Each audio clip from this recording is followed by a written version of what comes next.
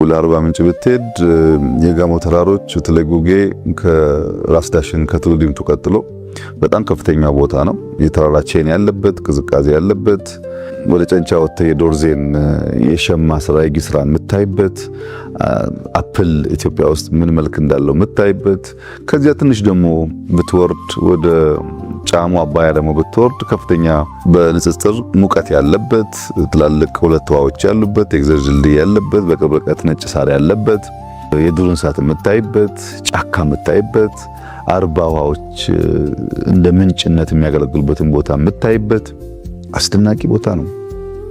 አንድ ቪዛ ብቻ ወስደህ ወደ ሰሜንም ብትሄድ ወደ ምዕራብም ብትሄድ ወደ ደቡብም ብትሄድ እንደዚህ ያለ ነገር የምታገኝበት ሀገር መኖሩን ተጠራጠራለሁ። ግን ይሄ ብቻ አይደለም።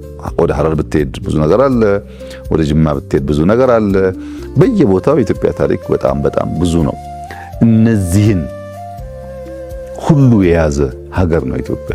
የሚያስደንቅ ከፍታውም ዝቅታውም ሙቀቱም ቅዝቃዜውም ታይቶ የማይጠገቡ ነገሮች ተጉዘህ የማትጨርሳቸው ነገሮች በእውነት ይህ ስፍራ ኢትዮጵያ ውስጥ ነው የሚያስብሉ በጣም በርካታ ቦታዎች እንዳሉ ለአንተ መንገር አያስፈልግም። አብዛኛዎቹን በስራ ምክንያት ስለምታውቃቸው